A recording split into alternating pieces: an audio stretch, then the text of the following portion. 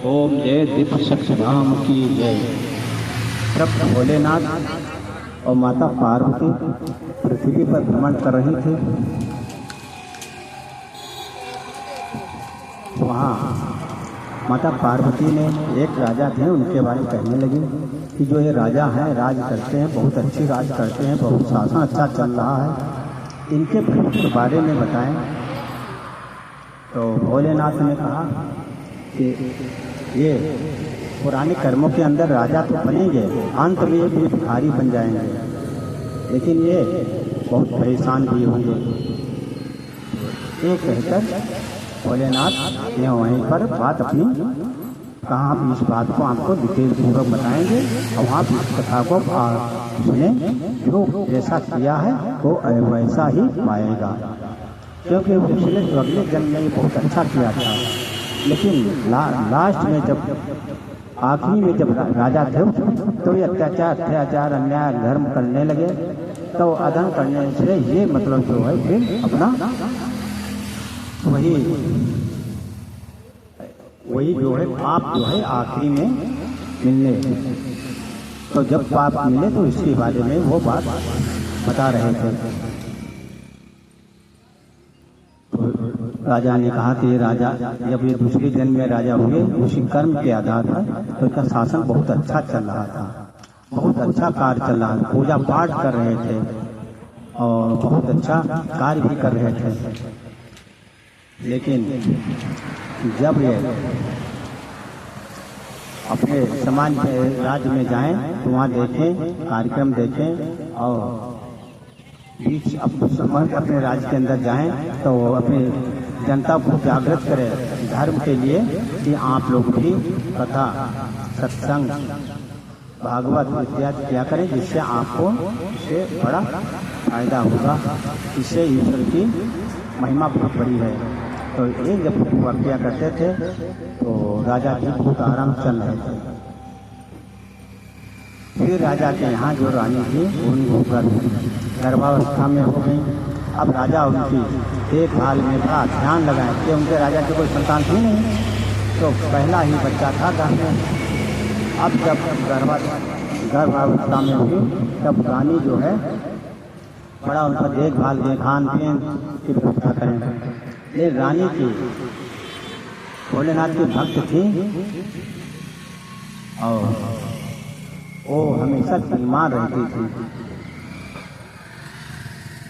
तो इस कारण अपना रानी जो है उनकी स्थिति जो है ज्यादा खराब हो गई थी। जब समय आया तब एक बच्ची का जन्म हुआ। बच्ची का जन्म होते ही रानी जो खत्म हो गई। तो रानी खत्म हो गई। अब राजा जो है रानी से बहुत ज्यादा प्रेम करते थे। अब राजा समझ गए कि लड़की जो पैदा है इसीलिए रानी हमारी ये खत्म हो गई। जब से गर्भ में आई है तब से ये बराबर हमारी रानी जो है बीमार रहती है। अब राजा उस लड़की को देखना भी नहीं चाहते। भाई लड़की हो तो कमी नहीं थी, जो भाई पुराने कर्म के आधार जो थे उसके आधार चल रहे थे। अब राजा को बड़ा दुखी रहे कि एक लड़की हुई वो भी हमारी नहीं चली गई। आप लोग बड़ा खुश रहे, रात में कहीं ना जाए, अपना पड़े रहे। जब ये देखे मंत्री और वहाँ के लोग देखा तो उन्होंने सोचा कि राजा इस प्रकार रहेंगे, इनकी राज चली जाएगी, दूसरे लोग इस पर अधिकार युद्ध कर देंगे और राज को छीन लेंगे। पहले लोग यही करते थे, तो जिनको राजा कमजोर होता था उसको युद्ध करके अपने मिला लेते थे। अब तो ये देखकर वहाँ के लोग मंत्री और सभी लोगों का विचार हुआ कि राजा साहब आप दूसरी शादी कर लेंगे। अब जब दूसरी शादी करेंगे तब आप राजा जो है उसमें खड़े रहेंगे और रात ठीक चलने लगेगा।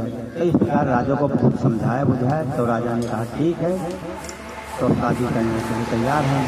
तो राजा की शादी सभी लोग मिलके दूसरी शादी करा दें। लेकिन वो लड़की एक वहाँ राजा के यहाँ सेवक रहा है, सेविका रहा है, जो रानी की बड़ी सेवा करती थी, वो भी उसके भी संतान नहीं थी। तो वो अपनी लड़की की तरह उस लड़की की सेवा करे। वही अपने यहाँ जाए, अपने यहाँ रखे और खिलाए, खाना खिलाए पिलाए, और वही अपनी माँ की तरह वो स्वयं सेविका जो थी राजधानी की, वही अपनी जो है उनकी सेवा की। अब राजा की जब शादी हो गई तो राजा उससे पहले भी बड़ी नफरत लड़की से करते थे, अब तो और ज्यादा नफरत करने लगे। जब रानी भी नफरत करने लगी, जब रानी राजा दोनों लोग नफरत कर रहे हैं, तो सेविका जो है वो अपनी लड़की समझकर उसकी सेवा कर रहे हैं। और वही कहते हैं, फिर राजा ने कहा, समाज ने कहा, अरे आपकी लड़की जब एक सेविका लिया है तो राजा की बड़ी बेइज्जती होने लगी। तो राजा ने अपने यहाँ घर, अपने राज्य में अपनी वहीं रखने लगे कि जो दूसरी रानी थी वो भी गर्भावस्था में हो गई। जब गर्भावस्था में हो गई, अब राजा उन पर बड़ा ध्यान रखते थे, खान पीन रहन सहन। इस समय तो बराबर ये समय चलता रहा। फिर कुछ दिनों के बाद रानी के घर में लड़की पैदा हुई। जब लड़की पैदा हुई, अब राजा जो है यही सोचिए, मतलब लड़की पैदा हुई, ठीक है, जो है वो अच्छा है, वो अपना जो पूजा पाठ कीर्तन भागवत करते थे, वो खूब बनाए, सब करें। अब रानी की लड़की, तो रानी तो अपने लड़के पर ध्यान देने लगे, राजा अपनी उसी पर ध्यान दें। वो लड़की जो है उसको जो सेविका थी रानी की, वही जो है उसका ध्यान दे। इस प्रकार वो धीरे धीरे दोनों बच्चे बड़ी होने लगे। अब राजा की लड़की जो है पढ़ने योग्य हो गई, तो वो अपनी इस लड़की को, छोटी वाली लड़की को पढ़ा रहे हैं। और इसको जो नाम जो है लक्ष्मी रखा, और जो पहली वाली लड़की थी जिसकी माँ खत्म हो गई, उसको कुलक्ष्मी रखा। और दो लड़की थी दोनों, क्योंकि वो लड़की पैदा होते होते उनकी माँ खत्म हो गई, इसलिए कुलक्ष्मी नाम रख दिया। अब धीरे धीरे जब लड़की शादी योग हो गई, तो राजा ने सोचा ये तो शादी योग हो गई है, तो अपने यहाँ पंडित जो है उन लोगों से कहा, मंत्री लोगों से कहा कि आप जाओ और देखो कि बहुत गरीब जो हो, परेशान हो, अंधा हो, ऐसा कोई लड़का हो, उसके साथ इसकी शादी कर दी जाए। तो राजा के बताए के आधार पर राजा के पंडित और उनके मंत्री लोग घूमने लगे। तो देखा एक मंदिर था, मंदिर पर एक बुढ़िया थी। बुढ़िया का लड़का लगभग 18 साल का था, वो अंधा था, वो भी वहीं बैठा मांग रहा था। उसकी माँ गरीब थी, वो भी मांग रही थी। अब ये दोनों भिक्षा मांगकर अपनी जीविका चला रहे थे। तो मंत्री लोग और पंडित ने देखा कि इससे अच्छा वो लड़का कौन मिलेगा। अरे माँ वो भी गरीब है और लड़का वो अंधा है। तो ये देखकर माँ से कहा, हम इस लड़के की शादी करना चाहते हैं। जब ये बात बुढ़िया से कहा, तो बूढ़ी माँ ने कहा, अरे भैया हमारी शादी लड़के कैसे हुई है, और राजा की लड़की, अरे वो तो मतलब राजा है उनकी लड़की, और उसके तो अंधा है। तो पंडित और मंत्री ने कहा, तो राजा का आदेश, हम उसी के आधार आपसे बात कर रहे हैं, और आपके लड़के की शादी उन्हीं के साथ होगी। तब बूढ़ी औरत ने कहा, ठीक है, जैसे आप लोग इच्छा है होगा ही होगा। अब पंडित और मंत्री लोग पंडित राजा के पास थे। राजा पे जाकर अब अपनी पूरी बात बताई कि इस प्रकार से वहाँ मंदिर के पास एक बूढ़ी औरत वृद्धा अवस्था में बैठी हुई है, और वो उसका एक लड़का 18 साल का है, वो भी वहीं पर है, और वो शादी हो गए। तो राजा ने कहा, ठीक है, एक कुलक्ष्मी जो है उसकी शादी उसके साथ कर दो। अब वो राजा के कहने के आधार पर उसकी शादी, अपनी बड़ी बहन लड़की की शादी उसके साथ करा दी। जब लड़की की शादी होकर लड़की अपने ससुर गई, तो वहाँ देखा बड़ी परेशानी है, खाने तक का नहीं है। पर कोई दिन ऐसा होता है, जिस दिन पूरा दिन भूखे रहना पड़ता। तो लड़का को लेकर वो मंदिर पे जाती, जो पैसा में मिल जाती वो ले आती। मान लो किसी दिन ना मिलता कुछ तो उस दिन भूखे रहना पड़ता। और लड़का जो वहाँ बैठ रहा था वो भी भोलेनाथ के, अब सब भोलेनाथ की जयकारा लगाते जा रहे हैं और जो बैठे वो भी उन्हीं में भोलेनाथ का जयकारा लगाए, भोलेनाथ का नाम लें। तभी तो लोग दान देने वाले दान देते हैं। ये तो आप भगवान का विरोध करेंगे तो आप उसको दान छोड़ देंगे। इस प्रकार से वो पहले तो मजबूरी में कहा, फिर उनका भगवान से उससे लगाव हो गया।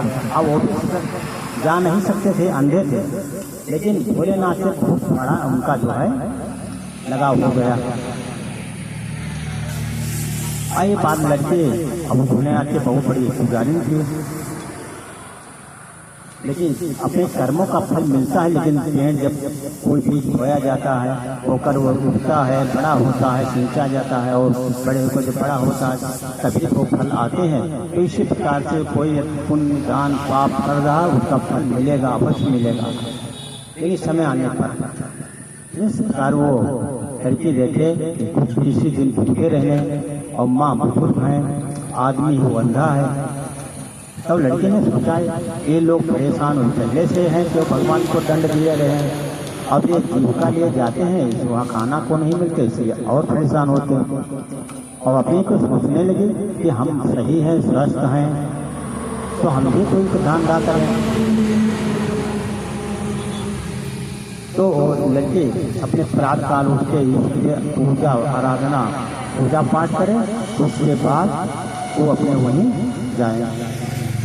फिर माँ से कहने लगी और अपने पति से कि कहीं आप लोग तो चलने के इलाज पहले से नहीं है और परेशान है, तो इससे अच्छा है थोड़ा बहुत काम हम कर लें। तो माता ने कहा ठीक है। तो लड़की को माँ जो सास थी उसके बाद जो भी धन था वो दे दिया। आप वो रुपये लेकर एक गलिया लेकर वो वहाँ मंदिर पास जा रही थी। रास्ते में खरबूजे और उनके फलों की दुकान थी, गर्मी के दिन थे। तो लड़की ने वो जो ही फल खरीद लिया। अब फल खरीद कर वहाँ ले गई। और दूसरा ये पानी की व्यवस्था बहुत अच्छी रखी, मेरे कोई प्यासा आता तो उसको पानी भी पिलाती। तो इस प्रकार से उसके पास फल भी खूब मिलते और उसके शाम तक सब फल मिल जाते हैं और जब प्यासा है तो उसको पानी भी पिलाती।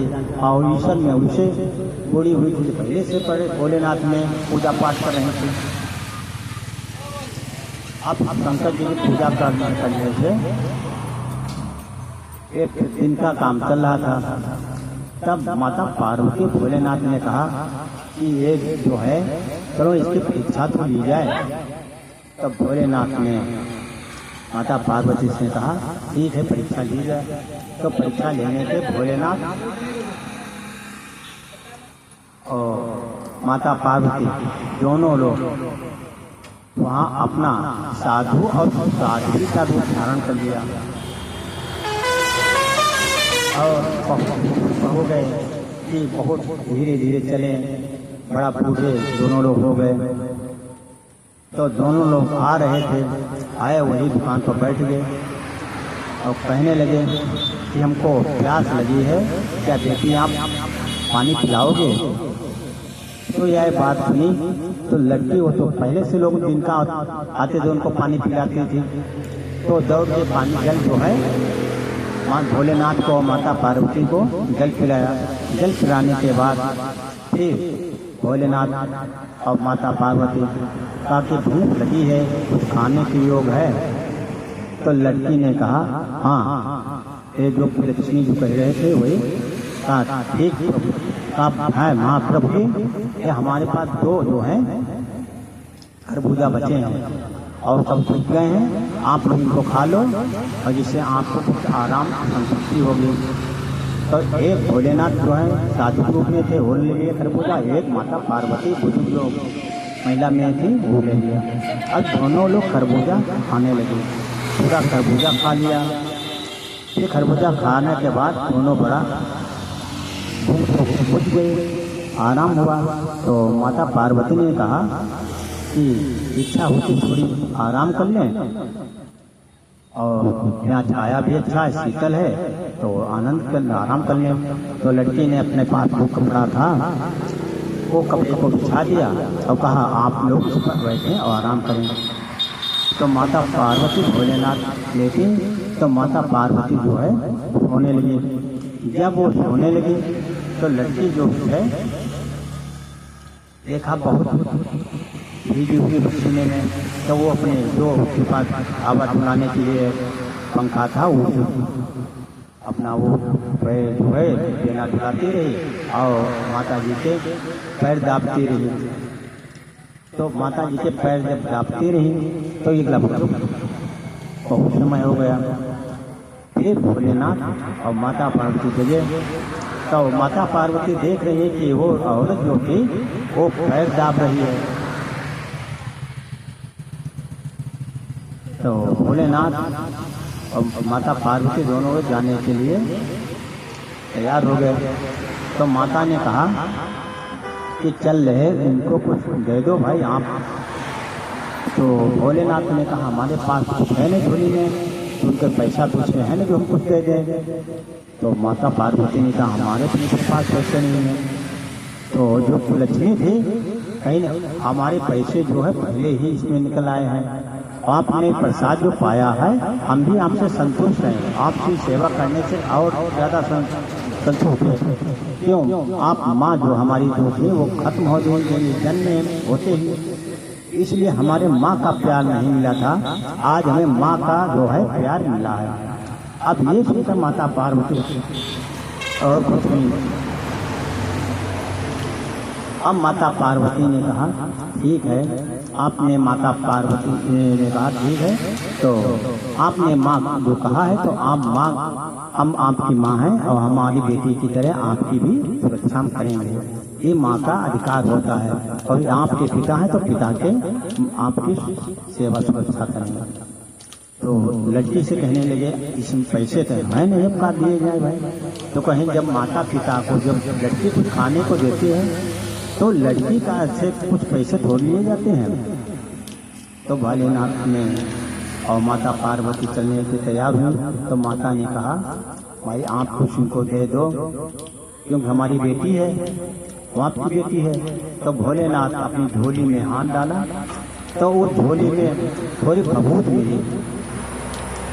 ये भभूत है, माता पार्वती को दिया, का ये भभूत जो है बेटी को दे दो और ये अपने मकान में छिड़क दे, जिससे इनका जीवन जो है शुद्ध हो जाएगा। और इनका जो आदमी दिखता नहीं है उसके भी शरीर में लगा ले, अपने शरीर में लगा ले, सास ससुर के शरीर में लगा ले, ये भभूत जो है इन जीवन सफल कर देगा।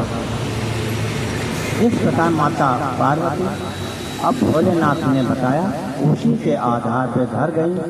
घर जाकर अपने पति के लिए थोड़ी भभूत रखी, सास ससुर के थोड़ी भभूत रखी और कुछ भभूत अपने के लिए रखी, और जो बची भभूत वो चारों मकान के पूरे मकान में गाड़ दी, डाल दी और अपने पूरे मकान में छिड़क दी। छिड़कने के बाद अपने पति को लगा दी, अपने लगा लिए, सास ससुर को लगा दी। अब वो शाम को जो खाना बना था उसके बाद आराम से अपने खाना खाया और सो गए। जब सूर्य जगे तो देख रही ये तो बहुत बड़ा महल है, जो इनके पास ऐसा महल था भी नहीं, जितना अच्छा महल ये है, इतना सुंदर महल भी नहीं था, इतना बड़ा महल है। ये देखकर वो जो कुलच्छी थी और भोलेनाथ की बड़ी भक्त थी, अब ये समझ गए कि भोलेनाथ और माता पार्वती जो है कल हमें मिली हैं। भगवान जो मिलते हैं हमेशा किसी दूसरे रूप में मिलते हैं, और समझ गए माता पार्वती और भोलेनाथ जी कल दर्शन दिए, उन्होंने ही पूछी थी। एक कल हमारी परीक्षा ली थी, परीक्षा में सफल हो गए। ये अपने साथ को जगाया जाए, जब साथ जगे तब तो बड़ा ससुर को जगाया, ससुर जगा तो बड़ा कहना अरे अब की हमारी बिटिया को कितना बड़ा धन दे दिया राजा ने, कि इतना बड़ा महल बना है, इतना हम लोग कितने खाना पहुंचा इस महल में। अब ये बात सुनकर जो लक्ष्मी थी वो कहने लगी कि ये प्रभु जो है ये हमारे पिता ने कुछ नहीं दिया है, जो कुछ दिया है भोलेनाथ और माता पार्वती ने दिया है, और जकल प्रभु जो थी वही प्रभु से ये हुआ है। अपने पति के पास नहीं, अपने पति की राजकुमार की तरह वैसे, और उसकी आँख से जब जगाया तो बिल्कुल पति देखने लगा राजकुमार की तरह बना। अब वो राजकुमार की तरह देखा तो बड़ा खुश हुई, ये पति है वो भी उसको देखने लगा, सिर को हर्ष खुश है, सब लोग है, और सास ससुर वो भी खुश, लोग बिल्कुल जवान है। तो ये देखकर बड़ा खुश हुई। तब विचार किया कि इसके लिए एक कोई विशाल भंडारा किया जाए और यहाँ धार्मिक कार्यक्रम किए जाए। उधर राजा जो दूसरी लड़की थे जिसको लक्ष्मी कहते थे उसकी शादी के लिए कहा, तो कहा ये लड़की की शादी बड़े अच्छे राजकुमार को कराओ। ये तो मंत्री और पंडित लोग उसी के कहने के आधार एक राजकुमार के पास शादी के लिए गए और राजा की लड़की की शादी उस राजकुमार के साथ कर दी। वो बहुत बड़ा राजा था जिसके साथ शादी की। अब वो भी राजा और उनकी छोटी वाली लड़की वो भी राजा के यहाँ राजकुमार की शादी हुई। तो अब ये इधर अपना कार्यक्रम भोलेनाथ के माता पार्वती के लिए, भक्त के लिए कीर्तन भागवत और सत्संग ये सब चल रहे, पूरे राज्य में कार्यक्रम चल रहे। ऐसी तो कमी नहीं, घर के अंदर हीरा जवाहर मोती इत्यादि सब भंडार भरे हुए हैं, इतना भी खर्च करें कम पड़ता ही नहीं है। तो इस प्रकार से ये यहाँ इनके यहाँ प्रभु की कृपा से सब कुछ हो गया है। तो ये जब पैसा है, धन दौलत है, तो खर्च करने में भी है, तो प्रभु भोलेनाथ के लिए उसे खर्च के लिए ये अपना जो है वही कार्य किया। आप सोचने लगे कि हमारे पिता हैं, राजा हैं, राजा है तो हम भी अब तो राजा के बराबर होते हैं, हमारे पास कमी तो धन की है नहीं। राजा तो राज के हैं, लेकिन हमारे प्रभु हैं, जो जिस पर प्रभु माता जी का हाथ हो गया वो तो राजा से कहीं बहुत बड़ा है। तो इस समझकर कहा कि जितने हमारे रिश्तेदार हैं सबके यहाँ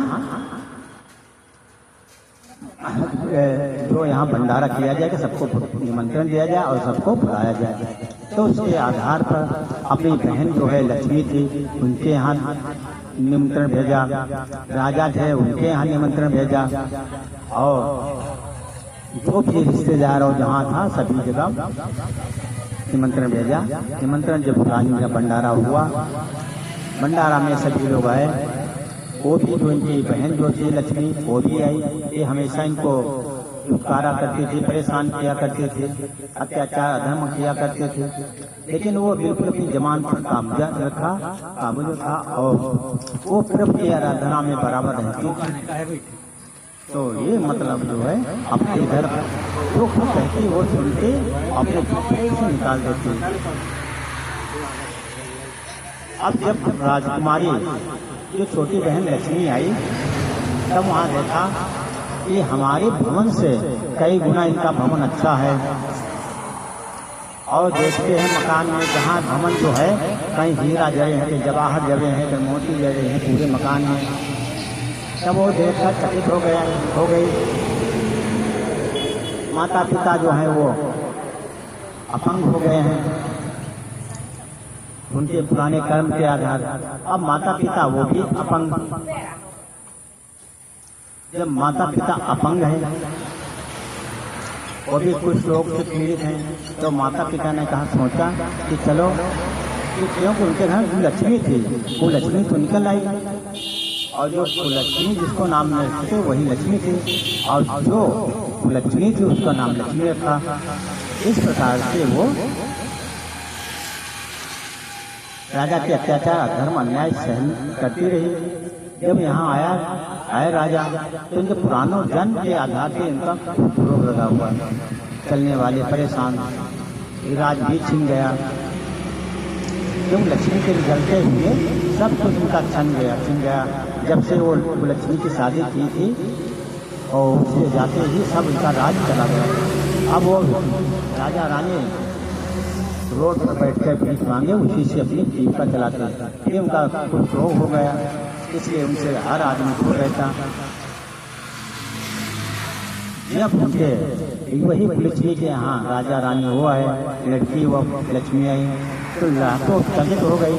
अब लक्ष्मी जो कहते थे राजा रानी, उसको देखकर देखा, अरे इतना बड़ा राजभवन, इतना ये, वो चकित रह गए। अरे ये कैसे बन गया, इतना पैसा कहाँ से आएगा, कैसे हुआ, क्या हुआ, ये सब जो है देखकर उनको चकित हो गए। तो ये राज जो है, जो लक्ष्मी जो जिसका नाम था, वो राज पूछने लगी, ऐसा कौन सा राज है जिस कारण आप इतनी गरीब थे, अंधे अपनी थे, वो भी आपके पति को दिखाने लगा, तो बिल्कुल ये राजकुमार बन गए। और ये जो माता पिता, ये बुजुर्ग है, एक ही जमान है, इसमें कौन से शक्ति थी जिस कारण ये वैसे हुआ है। तो बहन जो थी वो पूरी बात बताई कि अपना धंधा बताया कि हम वहाँ अपने जीविका चलाने के लिए खरबूजा फल इत्यादि बेचते थे, इससे हमारी जीविका चलती थी। तो जीविका चलती थी, तो ये बात बताया। फिर मतलब कहा एक दिन एक साधु और साध्वी आए, तो वो लोग भूखे थे, तो उनको खाने को फल दिया और खाया और ये सो गए। और उसके बाद हमें बबूत दी। बबूत देने के बाद वही बबूत हम मकान में छिड़क दी और सभी लोग लगा दी, जिस कारण ये सब हम लोग इस प्रकार से हो गए, हमारे पास धन दौलत सब कुछ है। ये बात सुनकर बड़ा खुश हुई, कही ठीक है। वो अपने यहाँ गई और अपने यहाँ जाकर वही कार्य किया। वहाँ जाकर अपने मंदिर के पास जाए और फल लगाए, फल की दुकान लगाए और दिन भर बैठे रहे, कोई फल नहीं बिके, चली जाए। फिर दूसरे दिन ऐसे बराबर लगाए कि कोई भी बिक्री ना हो और चली जाए। अब वो बड़ा निराश, ये एक दिन फल लगाए हुए थे, तब भोलेनाथ माता पार्वती की परीक्षा लेने आ गए। देखिए इसकी कैसे समझ है। तो आकर वो लोग वही बात करने के लिए वहाँ आए और देखा कि वो फल लगाए हुए हैं। तो भोलेनाथ माता पार्वती साधु साध्वी का रूप धारण किया और धारण करके अपनी जीविका चलाने के लिए जो अपनी वो देख रहे थे कि इतने धनवान है, लेकिन वो धनवान होते हुए इतना फल बेच रही है। तो भोलेनाथ ने कहा, माता पार्वती का जो जस करे सो तस पावे, जैसे इनके विचार है वैसे इनका कर दो। तो भोलेनाथ और माता पार्वती ने पहले जल मांगा, का प्यास बहुत जोर लगी, जल दे दो। तो जल के लिए इनकार कर दिया। फिर कहा मुझे कुछ फल दे दो। तो कहा सुरेश भक्ति द्वितीय बहन है, पहले फल दे दी तुम्हें, और उल्टा सीधा फल ना दिया लेकिन गाली तो दे दी। तो वो लोग अपने वहीं चुपके बैठ गए और बैठ कर ठंडाने लगे। फिर वो चलने लगे। तो कहता बाबा जी कुछ ना कन बबूते दे दो। तो कहें ठीक, हमें झोली थोड़ी बबूत है, ले लो। तो भोलेनाथ अपनी झोली की थोड़ी बबूत निकाली और दे दी। आओ बबूत पाकर बड़ा खुश, मतलब खाने के लिए फल तक नहीं दिया।